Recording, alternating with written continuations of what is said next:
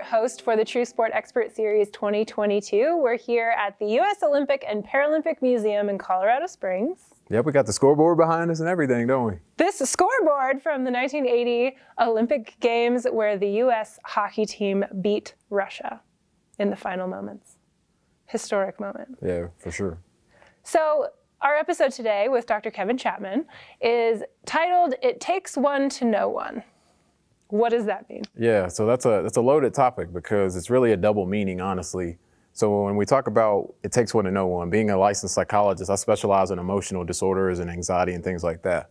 So I did a webinar at one point and I really illustrated how if you think about one emotion, you can understand all emotions because there's significant overlap across emotions. So in that particular webinar, I was talking specifically about men who struggle with anxiety, sadness, and anger. And at face value, you really don't see those as being very similar. But ultimately, being a man myself, but also recognizing that sadness, anger, and anxiety, if you understand the function of an emotion, meaning why you have emotions, it's really easy to understand all of them because they all serve an adaptive purpose in our lives if we know how to pay attention to them.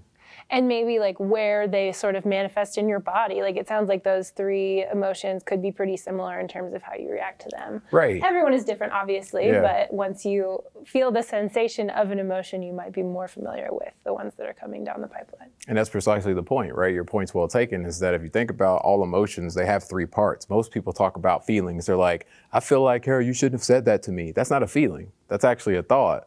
But most people in society talk about emotions like they're feelings. But when in reality, all emotions have three parts. We have thoughts, we have physical feelings in our body, and we have behavior. So when you understand that all emotions have those same three components and they're interrelated, then you have a better understanding that the physiological arousal of anger and anxiety and fear and disgust and things like that are all pretty heightened, right? But with sadness, they all go down because it serves a different purpose. Yeah, very cool.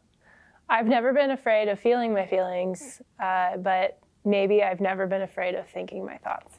Right. No, Yeah. that makes sense. Wild. How does understanding the source of your emotions, like you said, there are three parts, how does maybe understanding that help a youth athlete grow in handling them? Yeah, that's a great question. I think in many ways, when we think about emotions, most people kind of play the victim. And what I mean by that is we assume that things cause our emotional experiences, when in reality, things trigger our emotional experiences. So it gives me a sense of control if I'm able to regulate and understand that the reason I'm experiencing anger, which is normal, is because this event precipitated it, right? Or if I'm anxious, it's normal to be anxious about competition, right? I had a football coach, Karen, in high school, used to say, if you ain't hype, something ain't right. And that's recognizing that anxiety serves an adaptive purpose. It's a matter of how you regulate it and allow that to help you respond to have an optimal performance. So it's not a matter of not having the emotion, it's where am I with the emotion so that it helps me navigate any situation that presents itself. Right. My high school javelin coach would say, it's okay to be nervous, it means that you care. Exactly. Yes. Same and point. I've been all around the world throwing the javelin. I still get nervous, and Right. that's kind of always my cue that like, this is still really important to me. Right. I love it. Yeah, And it's as you should okay be. to feel these feelings because it's my cue that it's a big deal what I'm doing. That's a great point. You should be nervous, Right. right? Because if you're not, you're going to go out there and be like, all right, here we go, right? And you're not going to have a good throw. But if you're too nervous, you're going to be tense and tight and mechanics will be off.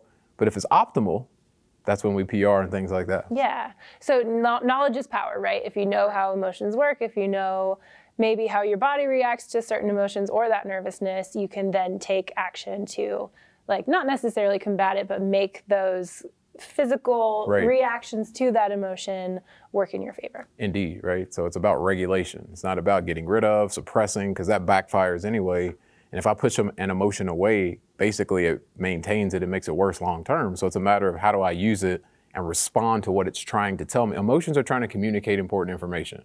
So when we recognize as an athlete that anger, anxiety, sadness, all of those emotions serve a purpose, we have to learn to pay attention to it as a young athlete, and that's going to make us better adults later. Right. You know, I feel like I did okay at this sports psychology stuff for a long time, but I'm going into my last season as a javelin thrower. I started therapy right before New Year's. Good. And it's been wonderful because I can separate kind of me as a whole human being from this athlete life that I've led and think about my emotions in a different way and then apply them back to this last season that I want to get everything I can out of and just really pay homage to the 20 years of my career. That's an excellent point. Well, obviously I'm a fan that you're doing that, right? Because ultimately there's a big I with you, Kara. And what I mean by a big I is that you're a lot of things. You're not just an athlete, you're a whole lot of things, right? You're a spouse, you're a daughter. And when you can understand, right, that I have these aspects of me that's not just an athlete, that's a part of my identity, but that's not the only part of my identity. It makes you complete in that way. So that's good. And then you bring your whole self to the runway instead of just this piece of you. Yes. And I really have enjoyed kind of giving myself that space. Yep, that's good. Yeah. So it's been really fun. That's excellent. So I felt really lucky in my career of many different coaches, but actually very specifically, my strength coach of the last 12 years is a really good friend of mine. His wife, Maggie, was my matron of honor, like really close friends. Jamie Myers, my strength coach, helped me in so many different ways, like as a friend, and navigate emotions that kind of, we both grew in this sport as coach and athlete together. And I'm so lucky to have him, but also other really great coaches that helped me manage my emotions. Like, what are some tools for coaches to be able to do that effectively? You know, it's a great question, Kara, because I think in many ways, many coaches lack the knowledge and the skill set, honestly. The emotional intelligence. Yeah, indeed, right? Emotional intelligence, that's a great point, right? And I think many times we don't really see coaches knowing how to navigate that because it's not something in their tool belt, so to speak. So what I like to tell coaches on a regular basis is that, first of all, recognizing that emotions, again, have three parts, but we got to make emotions a regular part of the conversation. So one strategy I like to talk about a lot that's very easy, athletes like numbers, so it's easy to remember this, is what I call a 3-point check. All emotions have 3 parts. Some kids coming off the field, they're salty, they're upset, something bad happened. It's like saying, take a deep breath. They take a deep breath, and then they say to themselves, what were you thinking right now? What are you thinking? What are you feeling right now in your body? What are you doing or feel like doing? That acknowledges in a very non-judgmental way what emotion I'm having right there in real time. Once they're honest with themselves and accept that emotion, then the coach can simply say, so what can you do right now to respond to that emotion more effectively? Money, right? Like, so if a coach tells a kid to do that, not only did they accept the emotion as part of the sport, but now they're able to channel that emotion into an adaptive performance in many ways. And that's a really quick hitter, really, a 3-point check. Yeah. I love that ability to process something, not necessarily quickly, but in a way that allows you to still be a part of the experience with your team. Yep. So, yeah, that's not necessarily a natural thing to like walk away, collect yourself, come back. Yeah. But if you have a coach modeling that for you, or even just making that very simple suggestion, that can go a long way. It can. In my Olympic career, you know, making 4 Olympic teams is amazing, but the outcome at those games was not necessarily the dream that I had in mind. And I had a captain of a college team recently ask me, how do I deal with my own disappointment and still be a leader? Right.